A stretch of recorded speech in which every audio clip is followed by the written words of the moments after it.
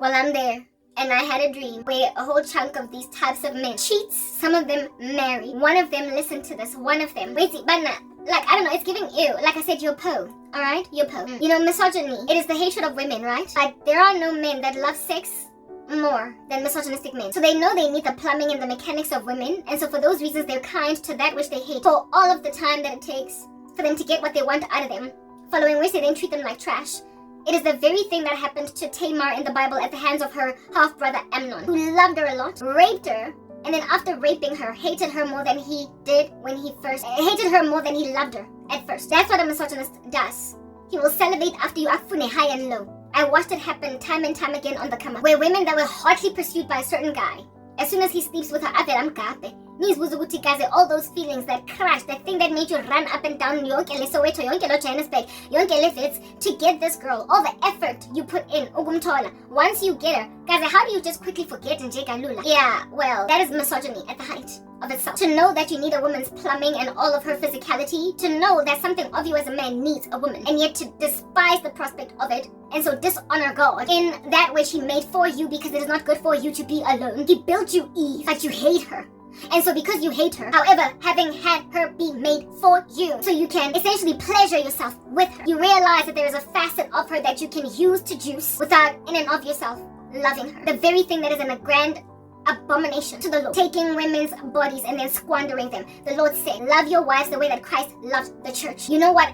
There's a character in the Bible. I actually need to find that scripture because I keep on hopping up and down it without any true veracity as to where the scripture is at, but it was of this one guy, right? I learned of the story when I was busy studying whether or not the Lord had qualms with contraception. And one lady used, or one writer, if anything, in a blog, I don't know if it was a man or a woman, used this story to try and make a case against contraception and blocking pregnancy, right?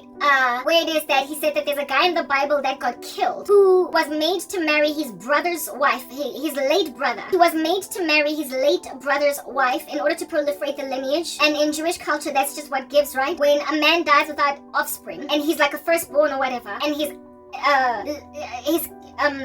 patriarchal headship or whatever needs to be proliferated to children, then the next brother that he has that is unmarried must marry that widow and make children, and those children will then take on the throne and the lineage and progress it. And the name will belong to the late brothers and not so much the brother that finally married. So basically this brother kind of loses his entire identity by wearing that of his brothers. That's kind of that custom. And this man was made to marry his late brother's wife, and he was supposed to make a child with her. And he made a decision to pull out before ejaculating. He pulled out because all he wanted was to enjoy this woman's body, but not make babies with her. He essentially rebelled against God to make babies with this woman and just used her in Jefela for sex. He wanted to pleasure himself sexually, but without the commitment of making a child that is going to be an heir of that particular throne, if you will. And the Lord struck him dead. The Lord killed him for what I call God's hatred for misogyny. However, adoration in that misogyny of that which is God's provision to man to enable him to not be so alone anymore. The Lord made Eve for Adam and said, it is not good for man to be alone, therefore I will make Eve for you. He wakes up and sees Eve and says, this is my bone of my bone, flesh of my flesh. He goes on right ahead to automatically, upon laying with her, be her husband and loves her going forward. That's how it's supposed to be. Make children. Cain, Abel, Seth. That's what happens in a union that is approved by God. But where you're just using women for sex, you're just plumbing. You're saying that God's acknowledgement and recognition of the fact that it's not good for you to be alone is hollow, not ash. That all you needed was to pleasure your body. On that day, you might as well have just stayed in the garden, doing nothing but playing with yourself, because they can give you the same low-key pseudo pleasure that you get from a woman. But God gave you a woman for companionship and said it is not good for you to be alone. A woman comes with a cornucopia, a plethora of other things that she offers a man, not just her body, like the fact that she's a helper suitable, like the fact that she is the carrier of his children, like the fact that she enables the lineage to be progressed, like the fact that she is Abigail to David, staying him from committing genocide, that which is a stilling power, like I said, helper suitable. That's what a woman is. Do you understand? She has a whole slew of things that she has to offer a man right next to her physical body, her plumbing. And it's like a cherry on top that she's got this plumbing that pleasures a man. However, the companionship, the relationship, that is the nuclear family, that's what's important to God. And that's what Adam needed, for it was not good for him to be alone. When then you reduce the making, the creating of Eve to mere plumbing, to mere mechanics, to mere biology, but none of the other ethereal, none of the other consciency, none of the other spiritual, none of the other transcendent facets of making a woman. When you don't acknowledge her helper suitable, her companionship, her partnership to you, her importance in the whole gathering for God, his own people for his own possession thing. When you regard her as nothing but plumbing, you are abominable in a way that the Lord displayed with the story of that guy in the Bible, where it is that he was supposed to make a baby with the woman, and instead he just merely enjoyed her body for pleasure and pulled out before making a baby, and the Lord struck him dead. That's how the Lord looks at misogynists who love what women can offer them physically, but who can literally burp a matambo, a chicken, throw them on the side after you nibble away at meat, and then leave her high and dry with no love. You are doing the very thing of despising the creation that God made for you, feeling like he owes you something, feeling like he is the waitress at a restaurant that you're very rude to because you're freaking famished. So give me food. And then God gives you a woman and you chow her. That's why you speak of us as ones that you chow, you eat us, you gobble us, because and you throw away the scraps. A woman, when you have sex with her, when you lay with her, she's still there as a whole thriving human being, and you can throw women away like chicken bones. What the heck, you are an abomination, do you understand? Entirely, you are a comprehensive, violent abomination. And more so are you an abomination when you gaze upon one that's pure, consecrated to the Lord Jesus Christ, and then you say dumb stuff like, I don't even want a child, because that's one of these menacing psychopaths. As you guys, and the things that I see about Lamato that is so nefarious, like I can't deal. One of these guys that was at the top in the well in my dream, one of them was like, I'm fooling me now. From what I understand, he's a single guy that's never been married, age appropriate, and because of all the stats and the things he's amassed for himself, and because he's got all these psycho fans, and because he's so used to getting away with murder, he said that even though, if he came into my life, I would realize which my stats were, at least physically, I ain't sense. That's why he doesn't have them to this day. That's why he's very careful to not impregnate women. That's why he's very careful to use condoms. He does not have HIV like many of these other guys in the occult. And he said to himself, I'm shaba up and down, I'm scanner, I'm shaba ass. However imaginative that, listen to this, I'm sexy. He thinks of me as sexy like all these other guys think I'm sexy. Papa, when you are just speaking of a woman as sexy, you're thoroughly trying to consume her like she's chicken licking hot wings. Yeah, this guy thinks I'm sexy. And of me. That I'm sexy, and man, how he would love to hit that. But then said to himself, if I decide to go and marry this woman because angangi chata mina velo because angazeng chate before, angna bantwana, angna bed, angna babizan lento lena, angina baggage, I can just pretend nje uba umzalwane kodwa I mina ngifuna bantwana bana munaki mo arimaki sex. So how musadi was sexy but you want to go into a woman and then pull out and not make babies. Habatle bana abuti wezigeng ke kupile modimo ndinthonyana tse ngata tse mbalwa ka dingwala mo pampiring ne rabishi ya satan ke mokopi. And among the things I asked for was for a man with whom I'm going to start a very big family that's going to have a thing about kids. So if how batle bana, I'll keep doing. Just because when now you've placed yourself outside of my life like something relevant doesn't mean you are relevant. You are just another one of those idiots teeming around at the folds, coursing the streets of the earth like blood in some veins. That is, however, quite negligible, microscopic infinitesimal, with no purpose. So greedy and so selfish that you can't fathom having children because it's always all about me. How about some drooling, pooping menaces all up in your grill to tarnish your street cred and your clout? You just want to be a very successful, prolific, sex-having money machine that women are salivating at the feet of, but without actually fulfilling your godly purpose. Okay, you're like these women who say that kids are a waste of a life. You're like this movement on TikTok. I was just saying that look at these women with children, they're having a hard life. Having kids is the worst thing that ever happened to them. Go join such movements as those.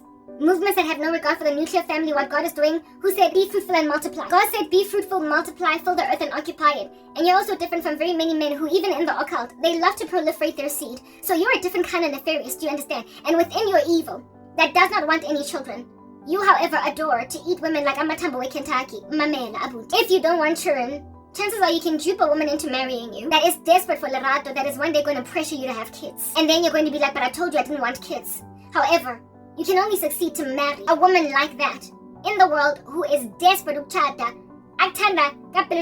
imagines that as you get older you will change your mind. Women in the world allow themselves to fall into marriages with dumb guys like those. But I'm godly and I'm trained. So therefore, I would never allow myself to marry a dude that wants nothing to do with kids. But for one to think I'm so sexy that he wants to marry me so he can dive into my body, not only are you going to burp on my body once having it, you're going to burp on the body of your wife. You inside your house, so you should care a little bit more. But you will treat it the exact same way that you treated every lost jumpo that you had a hotel twisted dalliance with and in and out with. But now you're stranded with her because you married her. What the heck? You are unsavory.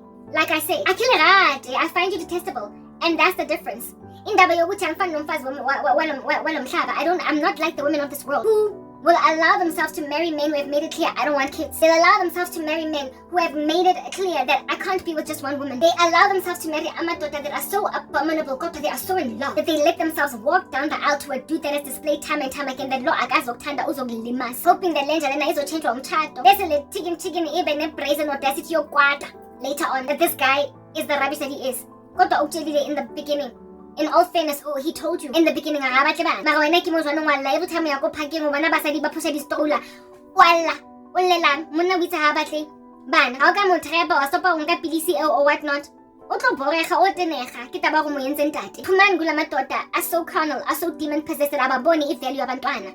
Phumangu abafazi that are so demon possessed that they never ever grow a maternal instinct. I coolly in them mina ngiyakhumbula at time when I was on the come up as a young one. Thinking ukuthi they're cute mara from there. From kwako khagana far away. Ngirigile tsansi. Batlogabisa nje fela. And ha auntie at least wa hae. Re tla nne ntse re mo squeeze di cheeks. Re tswe mo yena go etsa ntho tsa rona tsa di teenagers. Yeah, but then I became 22. And all of a sudden that thing, because God does that in people who are his, in human beings. For he's gathering for himself a people for his own possession, so therefore he will continue to proliferate human beings through progenies. They will keep on popping out of the oven like some baked goods. You then turn 22 and all of a sudden, I saw this baby at the mall. I just keep buying baby magazines, I don't know why. My colleague is pregnant and her bump is so cute. You be out getting a chick that is ignoring all the nieces and nephews and all the aunties drooling babies on some whoever tongue as a teenager. And then she turns 23, 25, whatever age, and suddenly she has this strong yearning for motherhood. That is the Lord coursing in the veins of a human being to do a normal thing. Therefore, if you have just a poignant abhorrence for the prospect of bringing children into this world, listen, you need deliverance. You need deliverance because it is possible for a person to start out not wanting kids, but then somewhere along the way they want them. Men are like that, women are like that, all of us are like that. And the most satanic even among them would rather have 20 kids with 20 different baby mamas and have no children. It's about spreading a legacy. God gives us a desire for it. So if you have no desire for it, listen, you need deliverance. You need deliverance. There is a demon in you that is misanthropic. There is a demon in you that is misanthropic. In other words, it hates the human race. It hates the proliferation of the human race. It hates sperms, eggs, making zygotes. It hates embryos. It hates babies. It aborts babies. And in some people, it aborts even the desire for children in them. It is demonic. It doesn't make sense. The Lord made Adam and Eve and said, fill the earth and occupy it. We have no other purpose but that to do it, that we might proliferate a people for God's own possession. However, and also, there are people in the Bible that couldn't have babies that were bereft about that. We know that was the case with Hannah. We know that was the case with Rachel. We know that was the case with Sarah. We know that was the case with Elizabeth. We know that was the case with that woman that Elisha, unable to fall pregnant. We know that these are the women. But there is a man in the scriptures that wanted children and a wife and children, like the whole family thing, that God said, no, but I've called you to be a prophet unto the nations and you will take no wife and have no children. And he was bereft at this. His name was Jeremiah. He didn't have children, he didn't have a wife, but he wanted them. The desire was in him. Okay, Paul didn't marry. Listen, in the Old Testament, and I guess somewhere along the way, even in the New, the way that human beings' desires for children is so poignant and so uncontrollable. They made other men eunuchs. In other words, they cut off their manhood to make sure that they don't make babies, that they can't marry, so they can be in constant servitude to the king or whatever. That's how much the proliferation of human beings. It's just a thing by human beings. Making of eunuchs is to block them from, even though you're a servant in the king's palace, you can somehow find some servant lady, another peasant lady, some female in these streets and make a baby with her. So no, Paul did not have any children. He was celibate, but we know that he said in the Lord's word in, is it first one of the Corinthians, not Corinthians, one of the epistles, that marriage is a troublesome feat, and if at all you don't want with the trouble that comes inside a marriage, then don't get married. And if you don't get married, you don't get to make like a little gigolo and just have sex all over the show, pleasure your flesh, and then after pleasuring your flesh, go right back to the gospel, yo. If you're gonna stay single, you must necessarily make like a eunuch and ignore your passions. You must make like a eunuch and realize that for life you might have desires for women, but you can't act on them because you've decided to focus on ministry. So men who make a decision not to have children ought necessarily then make a decision not to have a wife. And in so, because all that then you're doing with a woman is just using her body. Paul made a decision not to take a wife because there's too much trouble in marriage, and so he had no children and he had no wife. There is a righteous way to essentially deal with the fact that then don't have sex, don't get married. But you want to use women as props, and so therefore squander that which God made women for. Your helper suitable. He made women to be the helper suitables of men. And there is a whole slew, a plethora, a litany of things that they are to these men, not just plumbing. And when you reduce a woman to plumbing, you're in danger of being cut off by death. And this guy was saying to himself, as if though I want you, as if though I don't find you detestable. I mean, I did say that. Men in the occult are so evil. They're so evil. Noma bacabanga abasboni, noma baphefumula abasboni, noma bamdaka abasboni, noma bathiriyana abasboni we nakhona, even if they do have some kind of side ukuzibona benandaba ngoba I'm gonna take what I want. Bakredi, they're like Augustus Gloop. They're like some glutton at an all-you-can-eat buffet. Onangle sauce, most fatlhong all over. Uditsila. Everybody ofeditse ntsa bodla. Alahla masapo everywhere. Everybody bawanda restaurant ya kwalwa abuti otlo tsamaya neng. And he's like, it's an all-you-can-eat buffet. Let me eat. You're a glutton and unsavory and unseemly to literally everybody gazing at you. But how you feel entitled to all that grub. Yeah, that's what was happening in this well that I was dunked in. One of them literally said, okay, so maybe I'd marry her because I'm that selfish douche. Just to have sex. Mara, like what makes you think I would marry that? But you see, that's the level of arrogance imposed. Effeminate, girly, wanting women to grovel at their feet and are prepared as well. Christ said, love wives the way that I've loved the church. They're prepared to watch a woman writhe and suffocate until they say, please help me. They've got a messianic complex. They think they're Jesus, there to rescue the day, and demand of those women that they rescue after they finally cry out to Jabu. Things like fellatio, if you won't have sex before marriage. They demand that women grope and touch and mechanically handle their manhood because they won't have sex with them before marriage. And then they say to a woman, but I told you I don't want kids. When now that she's married, now that they're married, she's like, for real, but like my cousin just had a baby, but like. Listen, I get that's the difference. I said, the last thing that I said, I find you detestable, and that's the difference. Oh, that's the mashugo. Okay, it's right there. Unlike the woman that has a violent crush on a little bit of a tepang, dates tepang and allows herself to marry a pompous buffoon, in spite of all of her apprehension. Mina, anginandaba noThepang, angimthandi, angispice sakhe, but I know that he's arrogant enough to, given that he is a man, wanting to lord it over me with an iron fist. Unale mindset that he'll take me anyway ngenkani. Ngiyazi ukuthi unenkani lo muntu kodwa, unlike umfazi that is pinned down on the ground by a rapist. Mina ke ngikunogwaja ke abalega. Ene, I ke tswa mo rumong where I'm fleeing a rapist. Ngishiya ama-bomb. I leave hand grenades. I leave landmines. Nyaba ravaza. Nyaba bitches. Nyaba fufura. Katabel. Nyaba fufura. Ka consecration to God. Nyaba bulala. Why? Because haunantoka yetsang ka monna who is in the first Adam curse of lording it over women, the whole country, the world with an iron fist. Azitshela ukuthi ngiyithola ngenkani. Ashem injalo kwamele nje yodutshulwa ga, lights out. Ukasebahoni. I'm not out here pleading for my life with gangsters, please. Like, there's no doing that. I'm not out here lingering, groveling at their feet, trying to nibble away at their toes like I'm nail clippers. Please. I'm not doing that. Anginandaba nabo. Bayazi ukuthi anginandaba nabo. Bafila ingathi bangangithatha ngoba basemenzisa imithi.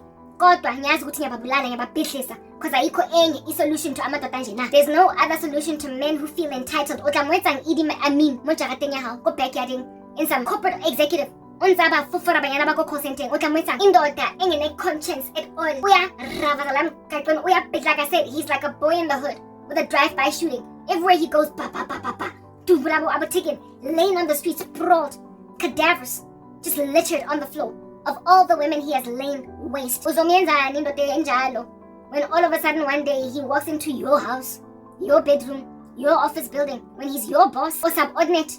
Some of them kidi subordinate marabanale pompa arrogance ekalo. Shaya, boss lady. When he starts working out at your gym, dog. Once he has set your eyes on you, you're done for, okay? It's what I'm getting at. Occult magic has reached such prolific levels that people are creating a circus out of the cosmological realm, where it is that abantu abasakwazi ukuzicontrola anymore ngoba they are being made to meet men and women that use such hard knock magic, like eating sherbet as a child, on lay Janes and lay Joes, until people are so dizzied with passions that were not there last week, that you be out here having a romping session in the gym bathroom with some idiot that joined the gym last week because Occult working out on the circuit training and was like, I want her. Especially you Dumbo ladies out here grooving, pants up your buttocks, at the gym, in front of men like these, in a society so teeming at the folds with so many occult boys. And anything like the they're effeminate. You cannot afford to be going to the gymnasium. What better sports bra that's tugging away at your breasts until they look like two buttocks sticking out here with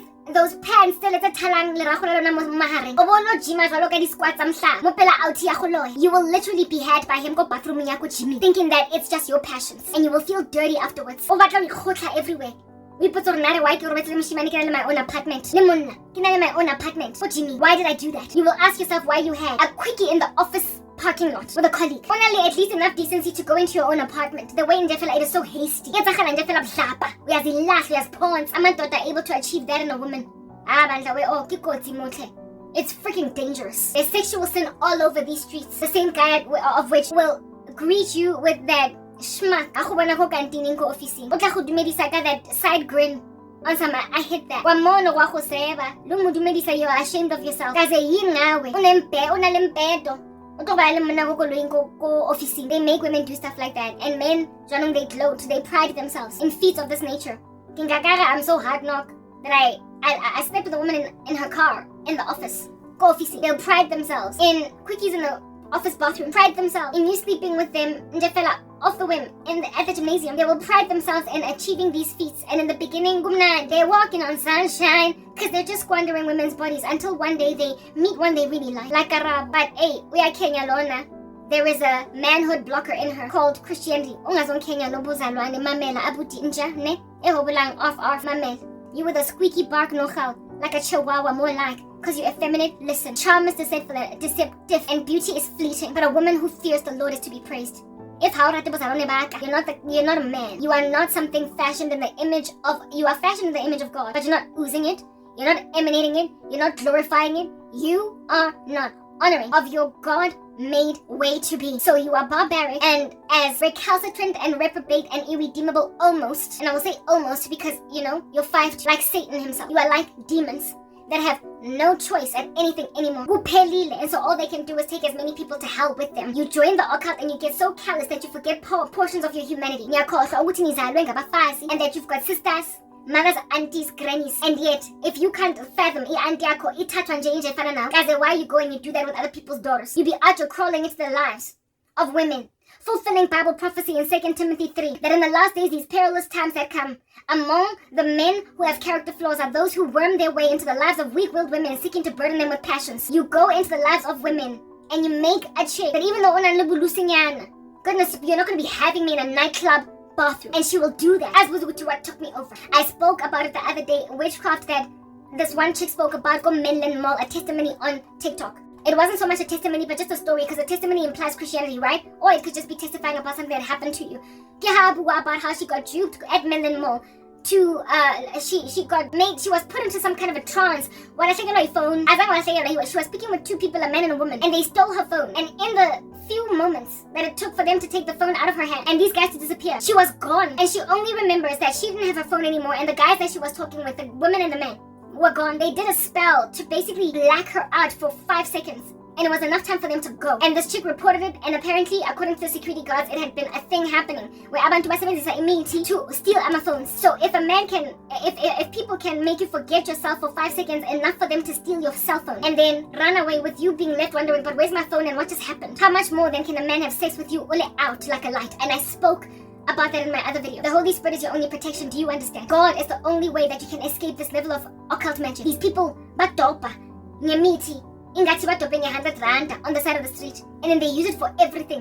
They find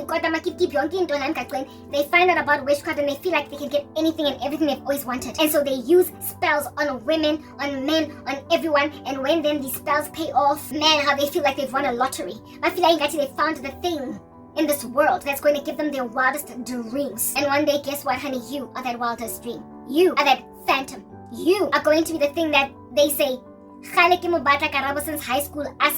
Well, now that we're both in our middle age, I'm gonna have her literally in her car. And saying she's just gonna know that she finally gave a guy that's been celebrating after her body for 20 years sex. When a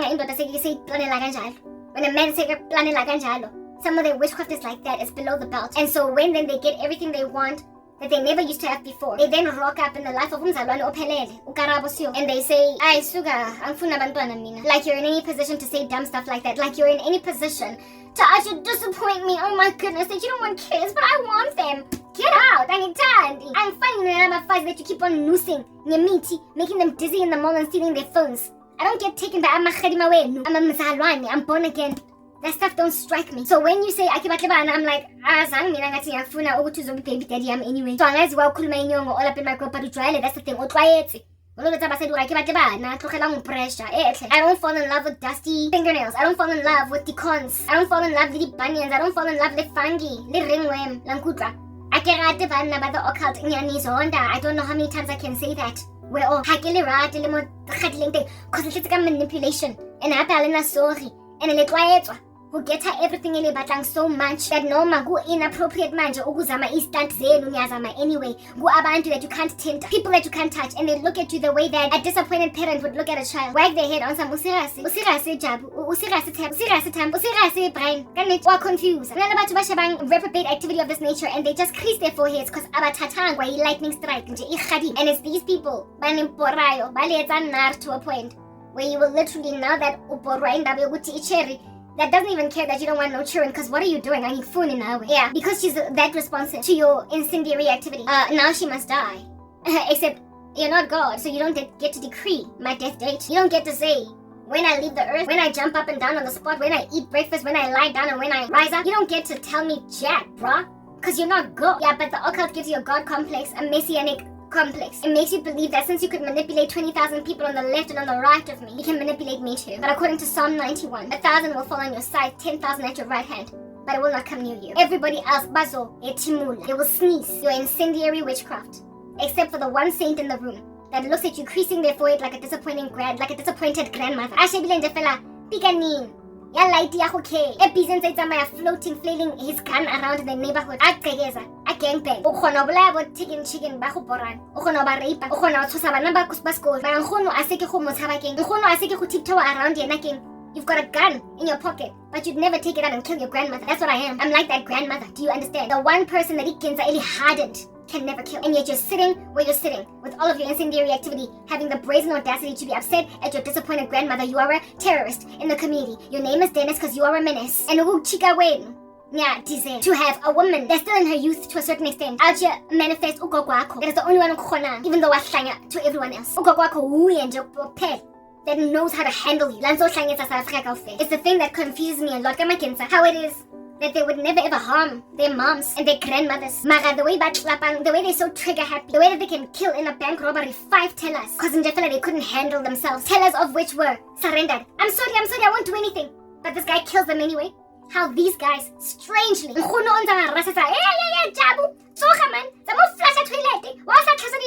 a woman that can annoy you and they don't kill their parents, they don't kill their like they are so trigger happy, they're so murderous, they're so loose, and yet there are certain people that manage them. Well, the Lord knows how to find that in society for everybody. As they exhale, that they can't shoot down, that they can't help but listen to the yells off, the rants off. Like when she's here, see me as your mama. Do you understand? I don't just fall apart because you tip me like a domino from a human sacrifice ritual because you're upset that I don't want to be with you. All these women that because abankomanga, you then make their lives upside down, put their clothes inward out, and make them walk backwards to say that you will never ever succeed and get anywhere in life. I'm not that girl. I am covered by the blood of the lamb. Do you understand? I said no. You're not gonna go and commit a human sacrifice ritual and expect to come to my YouTube channel one day and discover that I'm not posting anymore because, oh, I guess it worked. I will keep on pitching, I will keep on posting, and I will keep on singing. I will keep on doing what I do to evidence that I'm that screaming grandmother that even though you are a prolific assassin for some hard knock established organization of hiring inkabi, loko kwakho angeke umbulale ngoba kunento that is resting in her that's making sure that she is your handler. Is anything too hard for the Lord? It is written in God's word. Abogogo benu naboma benu, they are littered all over society and they're called Christians. The 1 or 2 people on earth that you can't just shoot dead because you wanna, and the 1 or 2 people on the earth that you can't just make walk backward, be upside down, and whose clothes are inward out, because you are messing them up. The 1 or 2 people on the earth that you can't scramble their brains until they've lost their minds. And the 1 or 2 people on earth that even though ungaba bora today, even though ungaba bora namhlanje baqoshe ejartini, baqoshe khonchini, uzobuya, whatever, boy, having thrown your toys out the cot, we can. Throwing a hissy fit, unzohlanya, with the terrible twos, because that's how old you are. Uzobuya, and humble yourself and put your tail between your legs. The way that a child that's throwing their toys out the cot with their mother, then locking the bedroom door until they calm down, will eventually knock on that door and say, Mommy, I'm fine, I'm sorry. Abaya go sofeng and sit with the mom, arobale on the shoulder, and watch a cartoon I hear, even though mega shaya at first. Christians are that thing. You can't help but come back to us. You bewitch us, you try to make us crazy, you pull stunts, but we are the only people speaking to your souls. And so you come back, and this time you come back nitulile. And as for that nonsense that's us just saying, I'm funa bantwana, 5 seconds away from being struck dead by God for simply coming into women's bodies, pulling out before you impregnate them, because all you're doing is squandering their bodies and nothing else, disregarding God's command. You are nonsense. Please go and read up that story in the scriptures. Because my computer, everything of mine is actually passing me shade. Not my computer, sorry, but my mouse, not my mouse, yes, that too. No, oh goodness. Where is that pillow? Not my mouse, but my keyboard. I'm charging the batteries. If anything, they're fully charged now. So I'm having to use the keyboard that comes with my Mac, and I'm so lazy to then Google, because then it takes so long to type with this thing. And when I type in the story, when I type this to search for it, I'm going to have to type a whole sentence until Google finds it for me. And that's what I find especially onerous and taxing. As in my daughter, like, I don't know how many times women have tried to reduce me to a feminist and say, but you're no different from us. I'm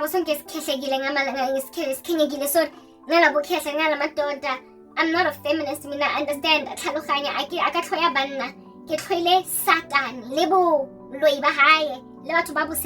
I hate them with perfect hatred. I count them my enemies, like David said. I don't despise Amatotanje in total. I despise the worst of men in the occult.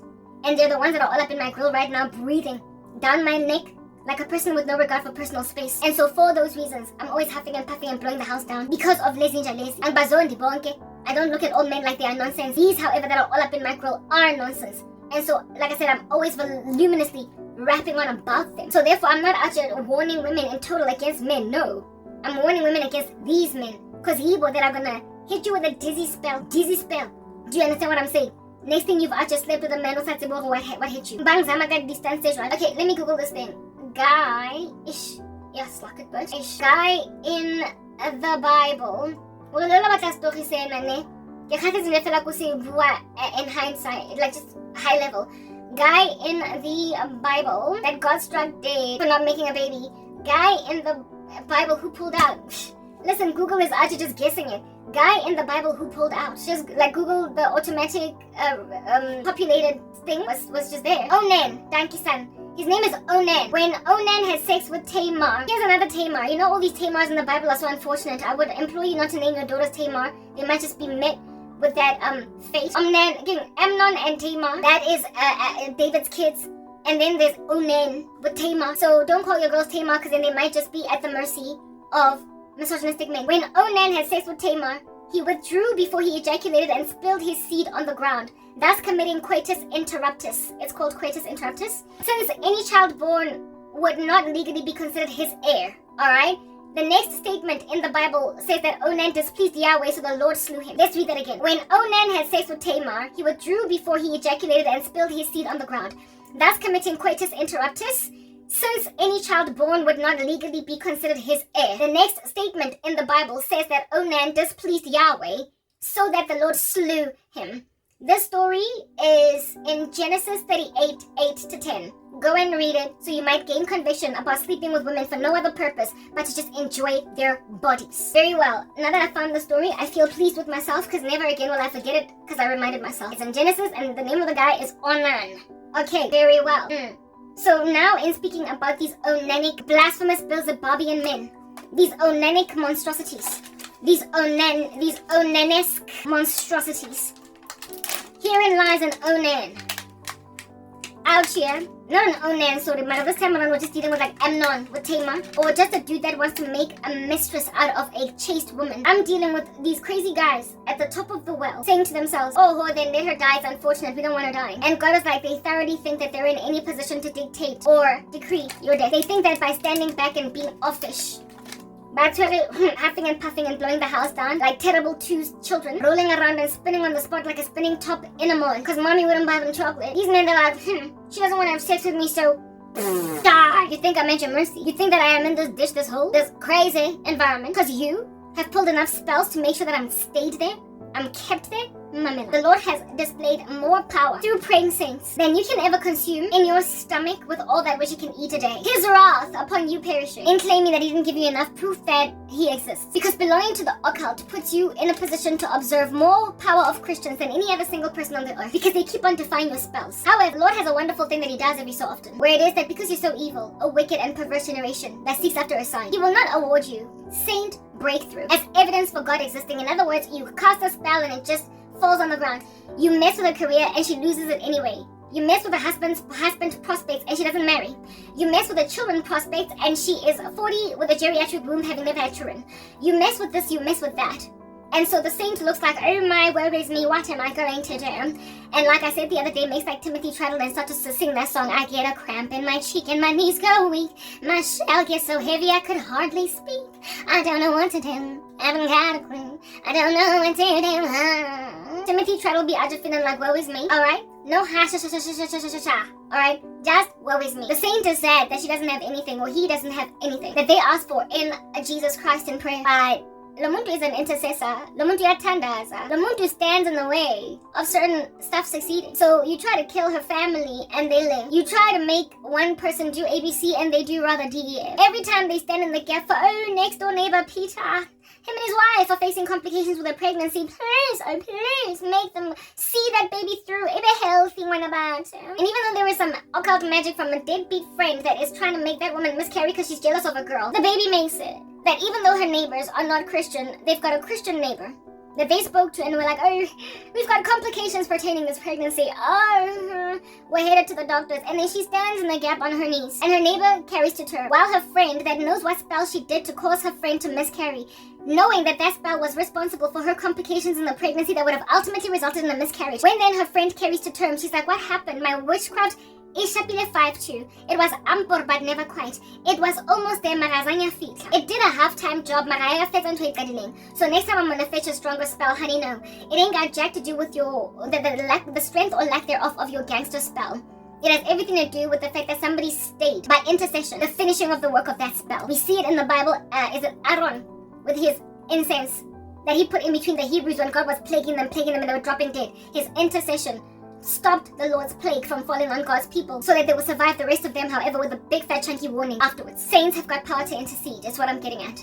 And so what work you commence, it packs up. My sister's manifestation the past couple of weeks was as a result of witchcraft, where it is that they were trying to stand in the way of me and the thing I'm doing by causing bereavement in my life so my sister can die. And it started with my sister just going so awry that everybody was unraveled and everybody was plucking their hairs out with some tweezers. Lo and behold, one miraculous a day, I get a dream of my sister sleeping with her head buried in her blankets, like my cat. Like, you know how cats sleep so cute, where their heads will be buried in some blankets.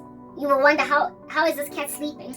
How's it breathing, sorry? My sister was sleeping with that level of peace in her blankies, whereas all this time when I'm praying, she manifests and walks up and down and opens doors and closes them. This time I don't know quietly throughout prayer. I was like, how? Where's I saying Monana? Did the woman get delivered of demons? The Lord was like, no, honey. The woman did not get delivered of her own demons. She still has them. Dida. They're there like a bear and they're chilling. They're not going anywhere. It is the demons that have been sent to your family to sow discord and to wreak all this handsome havoc that are extra over and above the ones she had inside her body, that basically tried to proliferate her alcoholism even more and make her more incontinent than she already has been, and so make her walk even more out of character than she already is, just based on her foundational rudimentary, I fetched them myself like a child at school, demons. They put more on her from without her. Hence the other day, it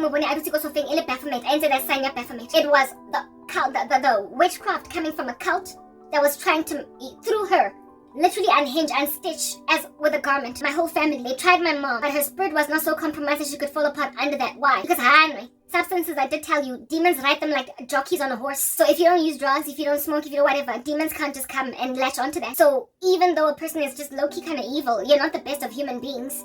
They can survive a slew of demonic attack insofar as they don't have a substance abuse issue. But my sister had a substance abuse issue and it was ridden on like a jockey, lo and behold. 2 weeks ago, and I'm busy watching her, it suddenly stopped after that dream that I had with her sleeping like a cat, like my cat buried in her pillows.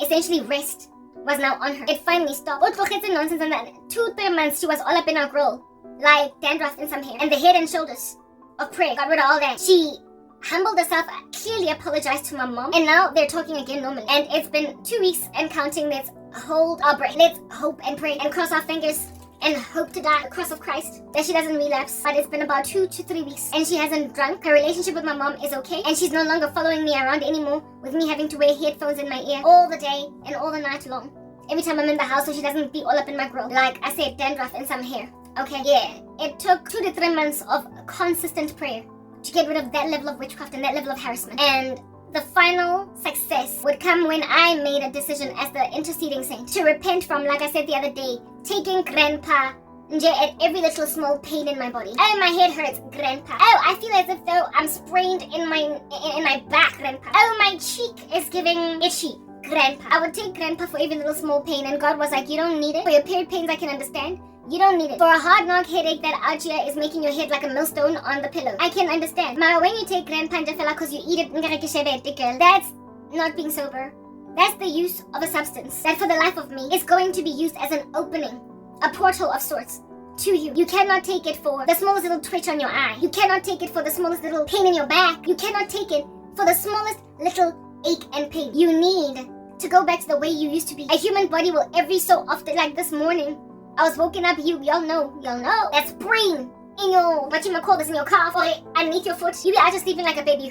Yo, it's like hotsosa. And you'll be like, because your muscle is spazzing. Your muscle is like, hey, you just tweaking that thing. Sometimes I would take a grandpa because I had that pain. The way that muscle pull is so hard, knock, it'll linger out you, making your calf feel sore for the whole day because it woke you up in the morning, and then you go and you take a grandpa for that. God was like, at this rate, my girl, box like grandpa just because you can. Now go banjefel. This thing, and lo and behold, one morning I made a decision that I'm not going to take grandpa for every ache, every pain, only when it's necessary, only when I've got a hard knock period pain, a headache that makes sure that I can't lift my head off the bed. And in that way, I'm like a person that's taking medication that they need because they've got an illness, like a diabetic taking their meds, like an HIV positive person taking their ARVs, like a person with a flu taking their antibiotics.